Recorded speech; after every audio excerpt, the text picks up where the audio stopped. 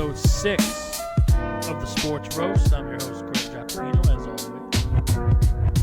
We got a lot to talk about. A lot happened since I last posted. So let's get to the main stories. And if you've been watching, listening, thank you. Please like, subscribe, share. Me? You might be thinking, what am I going to start with?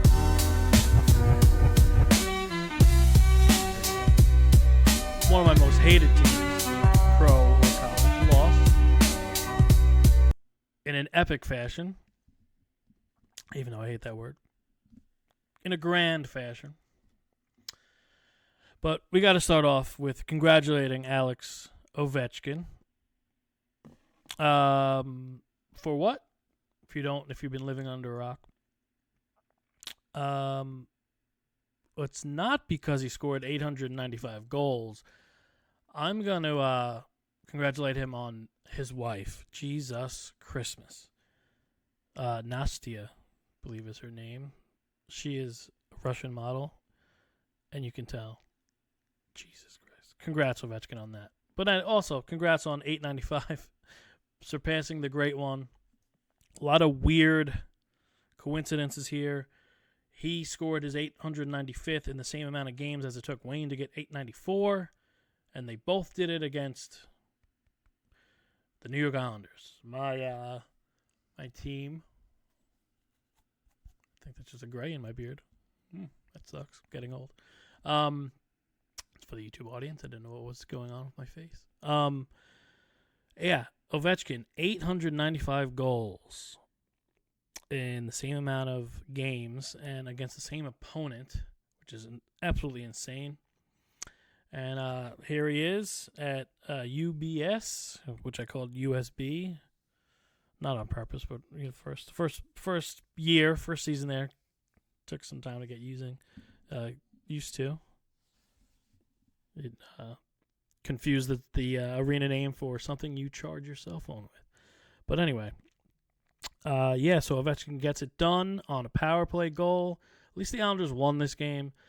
But yeah, I'm sure Wayne Gretzky was happy he didn't have to follow Ovi around. Much like that. It was pretty awkward when Judge couldn't hit the 63, and it was Maris's son kept having to travel. It's awkward. So Wayne sporting, which I loved.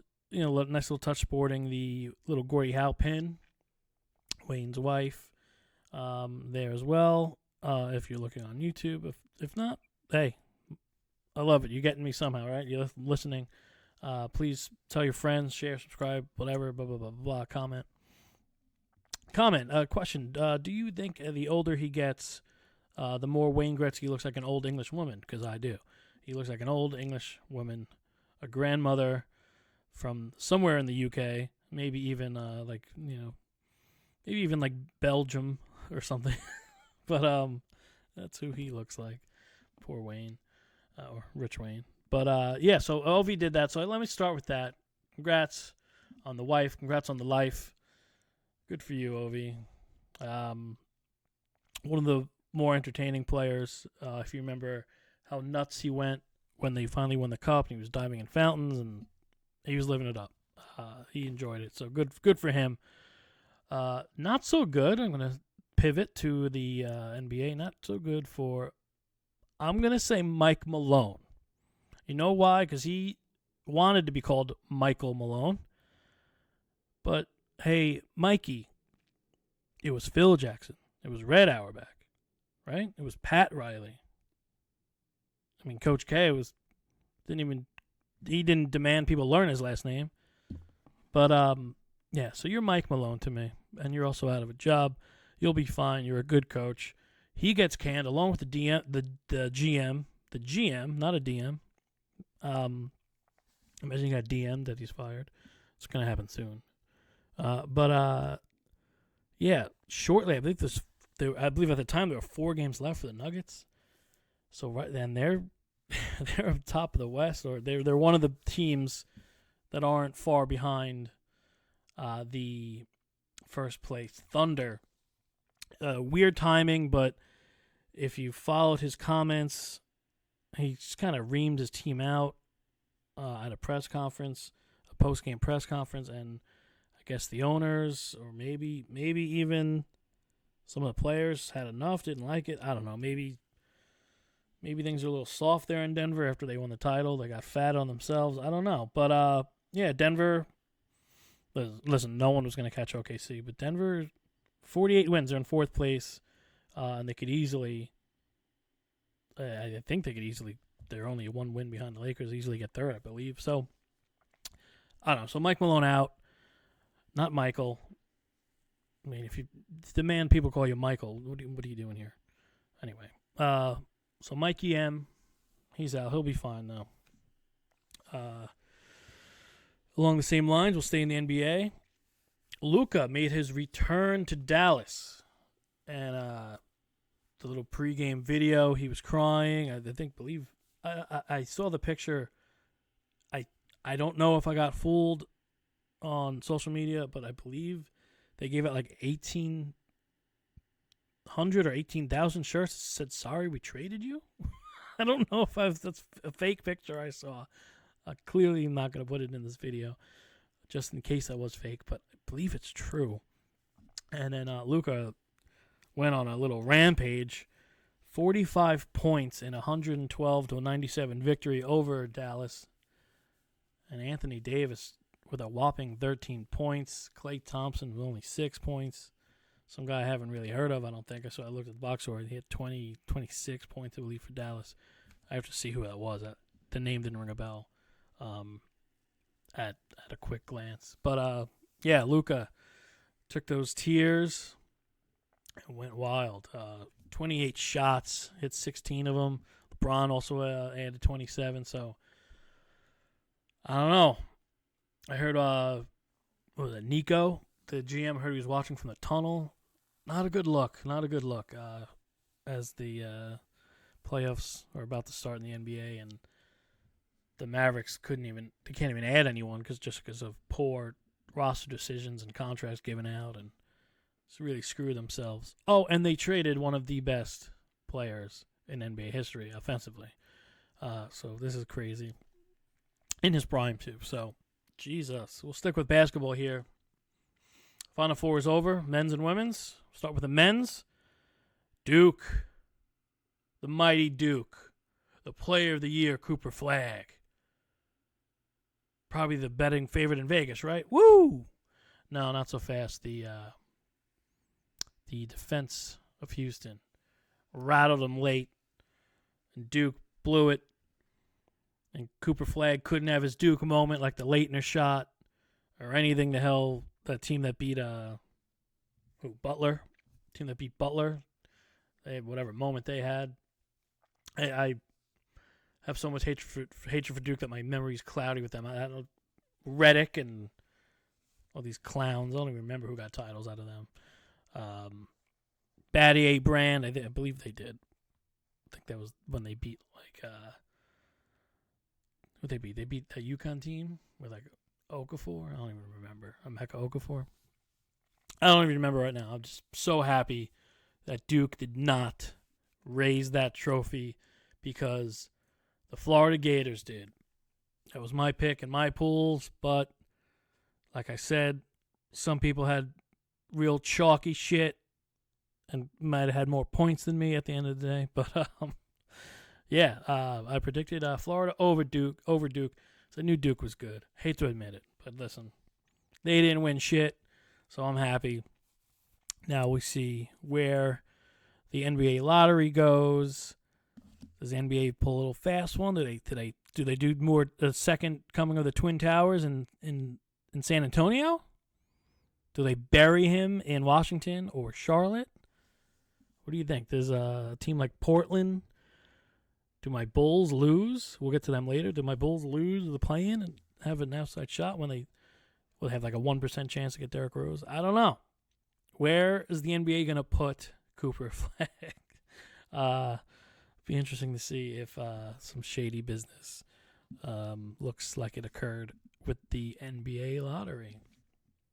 But I don't know. Well, that's for later. For now, we're talking about the Florida 65-63 victory over the Houston Cougs.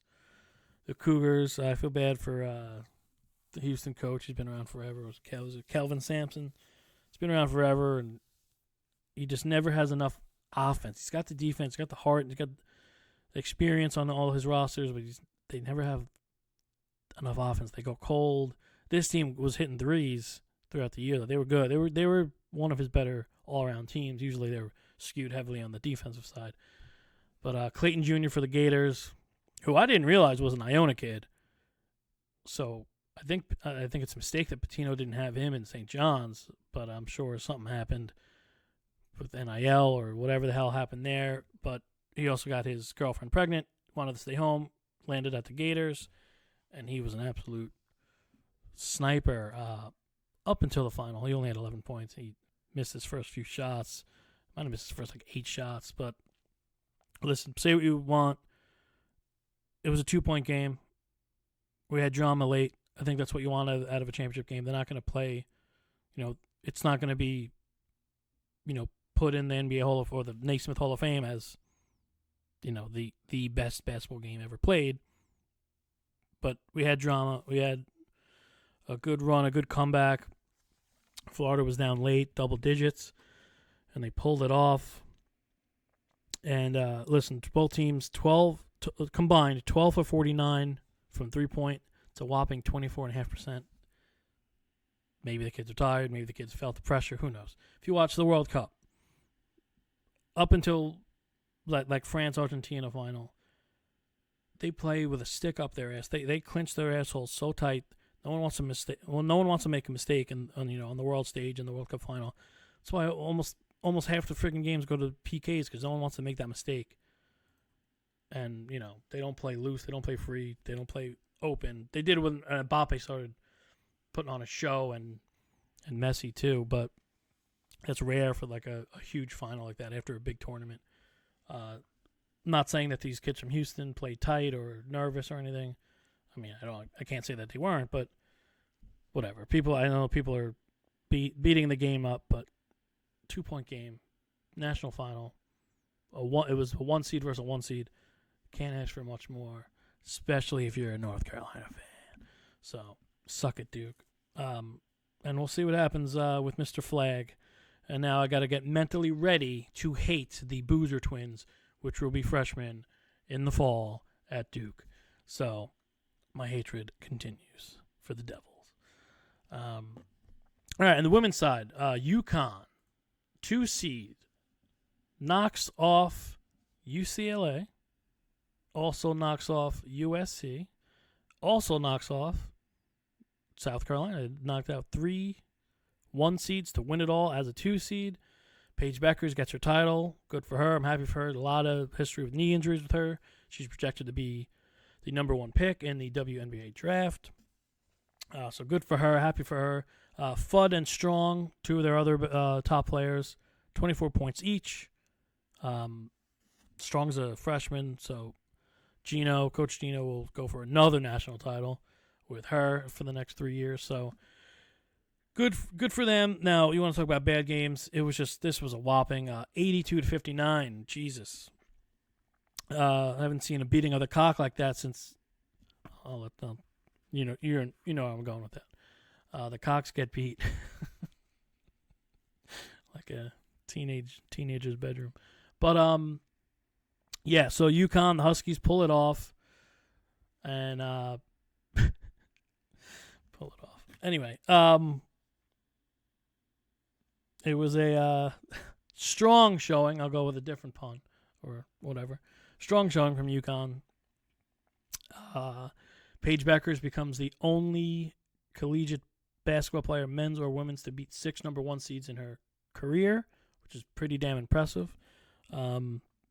So good on her. I'm happy she finally got her title after, missing a lot of time with at least 2 ACL tears. So that's that. On the women's side, we'll see, next year we'll see if South Carolina has that grudge, that chip on their shoulder. I don't know. Can't tell you. Too early to tell you. And I haven't looked at Any odds for next year? I believe Duke's the favorite. I only know that because ESPN sends you the notifications. Yada, yada, yada, yada. All right, moving on. NFL. I don't really care about off the field stuff, but Tyreek Hill, another arrest issue, domestic dispute. Jesus, I mean, you lash the whip at maybe that's the wrong phrasing. You crack down on Brady when he's deflating footballs, but how many chances does a guy get to have run-ins with the law? I mean, I get it. He's talented. He's, he can outrun DBs. Can't outrun the law, I guess. I don't know what the hell I'm trying to say here, but Tyreek Hill in more trouble. We'll see what happens with this. Probably nothing. I don't know. Now his wife's filing for a divorce. Messy situation down there. I'm glad he's not a Bengal. But if he was a D-back, I'd probably change my tune. But no, seriously. Tyreek Hill in more heat with authority. So we'll see what happens there. It's, pretty fresh news. So who knows? All right, I'm going to go to the Diamond now. There is a player not on the Mets. I'm a Met fan, if you didn't know. It's a player not on the Mets that I have my eye on. I want to stick my neck out for him because he almost broke his neck yesterday. Dane Myers, the center fielder for the Marlins. Please be a Met after Series contract is up. This guy, 2 days ago, makes a diving catch. Or was that Monday night? Makes a diving catch in center field, like full stretch, caught it, and the heel of his glove could have easily came out.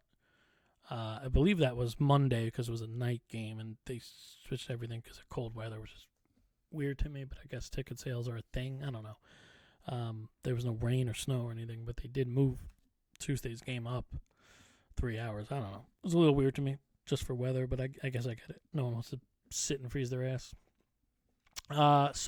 Dane Myers. For the YouTube audience, I have a picture of the aftermath. He caught that ball. And here's the thing. He didn't just catch that ball, risk his body, risk his neck, his back, his knee, his face. It was a 5-0 game, bottom of the ninth, 2 out. That was a Pete Alonso fly ball. He didn't have to. Who cares if Pete Alonso hits a triple over your head at that point? There's 2 outs. This guy has freaking balls. He's got heart. He's got gumption. Is that the word? I love him. I want him on the Mets in some crazy world where Sandy Alcantara is available and the Mets are, sniffing around. Maybe pull a little dipsy-do trade and get this guy back because I don't think Tyrone Taylor is going to stick around too long, and Siri, I don't think Siri's the long-term answer. And if Myers can bring a bat along with that glove, sheesh, he's going to have a long career. So I don't know anything else about him, but I saw him play with my own 4 eyes, and he can flash that glove, baby. Good on him. So go and watch the play. I don't want to get copyright strike on YouTube. I'm still kind of new to this, so I don't know how that shit works yet. But go find it. Dane Myers catch. You'll see 2 of them if you do a search. It was I'll say the word special. Pretty damn good. Speaking of special and pretty damn good, my guy Paul Skeens, ace of the Tigers. He's got 4 career losses. Why is that a thing? Why is that a note? Because 3 losses are to one team, and that is the St. Louis Cardinals, the team that has haunted me. With that stupid Wainwright when he froze Beltran. My God. So my guy Skeens. I guess he's getting. I guess the Pirates are getting out-scouted, out-hit. He got beat around. He got hit around the other day. So something to look out for. That's I hope it's not a can't beat him, join him in a few years. I already have one of my favorite players as a Cardinal, and Nolan Arenado, but Paul Skeens, 3 of his 4 losses to the Cardinals, something to maybe look out for down the road. We'll see. see if they have his number. But I thought that was interesting. Stat. Speaking of stat, Pat, it rhymes, found it on accident last night. I knew it was a thing. I knew that they're Big Night At, or whatever the hell. I'm not a Pat McAfee viewer. I have no issue with him. He's just not my thing. I see him on Monday Night Raw and the WWE events. I could take him or leave him. I think he adds a little more than he hurts it, but still, take him or leave him. Whatever. He is what he is, right? He's a high energy guy, whatever. And he's a big fan of whatever he's doing and talking about, which is cool. I get it. But what I didn't get was last night the Big Night At. I put it on I was looking for one thing on YouTube that I watch regularly, and I saw that was live, and it started 2 hours before, so I guess it was like 10 p.m. I put it on, and I don't know what I saw. Other than him like giving away cash, which was cool. It's cool. I saw New York Post posted a video of like a brawl, not a brawl, maybe a one-on-one fist fight in the crowd, which is hilarious. Just drunk Pittsburgh guys with some Boilermakers. But yeah, so I saw Jey Uso of the WWE come out. Weird, but they gave away money, so whatever. And then I saw a sumo wrestler fight. It was very weird. Commentary with two of his boys. One guy was wearing I'm going to say diaper because I don't remember the term they said last night. Just weird shit. I think people were expecting Aaron Rodgers, who we'll get to in a second, Aaron Rodgers to show up and announce that he signed with Pittsburgh, but there's no way that would happen. Adam Schefter would have that scoop the second it was legit, right? So Rodgers was not there. At least he didn't come out, to my knowledge, and I believe McAfee told the audience that he was not there. But I don't know, this live event, if you were there, you're probably not watching my show, but if you were there, I guess it was fun. You had a chance to win hundreds of thousands of dollars. That's cool, but weird, and I don't know. I heard Jelly Roll was there. I saw the ref for the sumo thing, which was very confusing, was Shane Gillis, and he was out of his comfort zone, out of his element. He was confused as shit. He couldn't even hear also the other guys behind him, so he was having headphone issue. It was just weird. It was not my thing. If you're a fan, more power to you. I don't know what I was watching. I turned it off. I think I gave it like a legit maybe half hour, and then I was like, all right, I'm out of here. But keep doing your thing, McAfee. You're very successful at this, so maybe I could learn a thing or two from you. Who knows? But that was the McAfee world, and yeah, like I said, Rodgers, nothing. Nothing. That's my Aaron Rodgers report. Nothing. So we'll see. I mean, it's kind of Pittsburgh or nothing, right? But I did see, I think he was throwing with DK Metcalf at the end of March, right? Or at least he has previously. So I don't know. I don't know what's going to happen there. Keep your eyes out. Not really. Who cares, right? But Aaron Rodgers, I mean, with that defense in Pittsburgh, those two receivers, we'll see. I think he could be good there, be fun there if he could stay healthy behind that line. But I don't know. Listen, he's a great. I saw on social media a poll who had a better career, Breeze or Rodgers. I mean, it's a good question, but who would you rather have on your team? I had one on my team, but not the right version of him. So I don't know. I don't even know how to answer that question. I thought it was clearly Rodgers when I saw it, but now thinking about it, I don't know. Comment on YouTube, comment on Spotify, anywhere you find me, iHeartRadio, Apple, Amazon. Comment. Who would just Breeze or Rodgers? Comment. But if you spell Rodgers wrong, I will hunt you down and I will find you. No, I'm just kidding. I'm not tough. Speaking of not tough, the NBA last night had a battle between my Chicago Bulls and the Miami Heat. This is the battle for the home court advantage in the 9-10 game.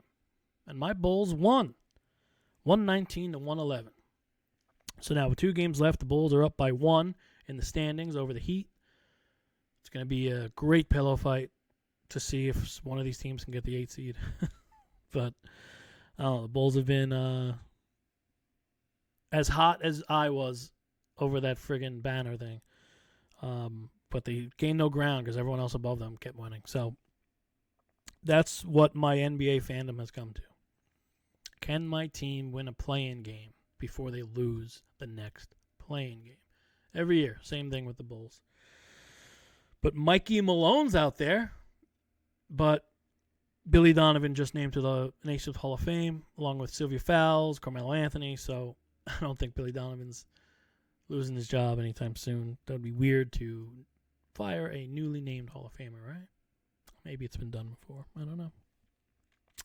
And then there's the soccer of it all. Champions League quarterfinals started on Tuesday. My Arsenal Gunners, 3-0 victory over Real Madrid. Ooh, baby, that was a good one to watch. And then also PSG, Barca, and Inter get wins. Inter 2-1 over Bayern. I hope Bayern can come back in the second leg, which is next week. No love for Inter. I'm a Milan guy. The Rossoneri. Gunners and Rossoneri, those are my squads.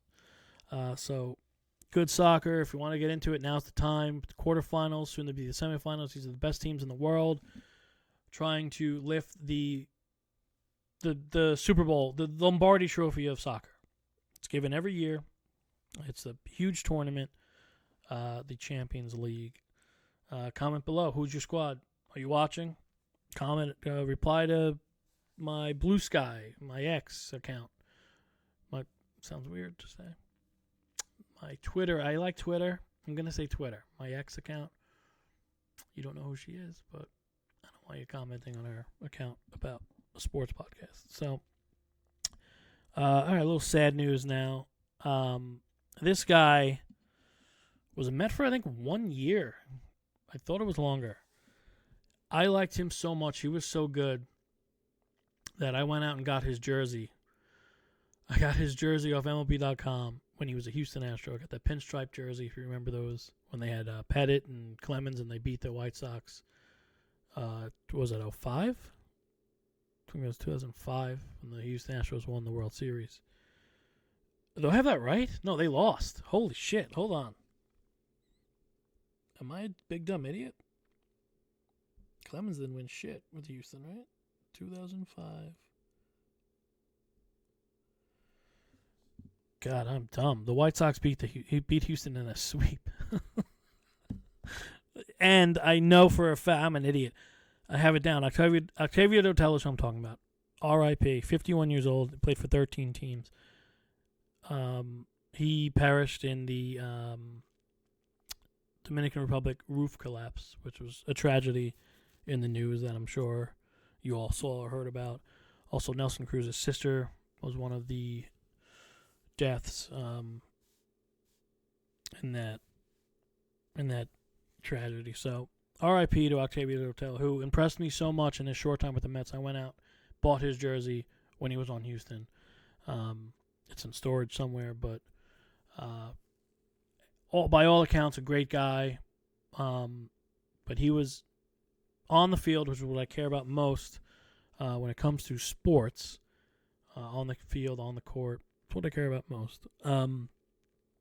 He was so good that, for the Mets, that he impressed me, and I went out and spent my money on a jersey of his that I still have to this day. Just not here with me.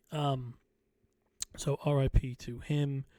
By all accounts, he was a great dude. All the the pouring out from former teammates and stuff on Twitter and stuff. It's good to see. Good to see, but also sad to see when something like that happens. Yeah, that was hard to hear because I heard he was pulled and he pulled from the rubble, and he was alive, so he must have died after from the effects of that. So that's sad. Hard transition here, but I'm gonna go for it. It is Masters Week. They're still going by that name, which is wild. But Masters Week. Everyone cares but me. I don't watch golf. I kind of know. I don't go out of my way, but I watch enough sports to know who typically wins all the Masters. Yeah, all the majors. But I don't know. So Paige Spiranac said that Rory's going to win this year. I don't know. I think he's kind of ultimately overrated, that guy. But we'll see. I feel like people say that every year. Masters Week. I don't give a shit. But tons of golfers in my family, golf fans. Not for me. The booze is cool. But no, not an 18-hole guy. Mini golf's all right. But that's what I have for you. That's my episode number 6. Let the stories pile up. Hopefully I made you laugh. Hopefully I maybe informed you of some shit. Please like, comment, share, subscribe. Share. If you've subscribed already, maybe tell a friend, a coworker, a cousin, an uncle, an aunt, a grandmother. They're sitting around. They got nothing to do. I got one show a week right now. I got one show a week where I maybe give you a little news, maybe give you some laughs. So I don't know what more you want from me. Hopefully this episode was better than the last one. I had an outline. I had a friggin' outline this time. Hey, comment below on YouTube or wherever you're listening. What didn't I talk about? What did I miss? What did I get wrong? What would you like to hear about? Who's your pick for the Masters? I won't know the names. No, I will. I'm a big sports fan. I know the names. But thanks for listening or watching. Please like, comment, share, subscribe. Find me on Instagram, TikTok. I haven't posted TikTok yet. Getting there.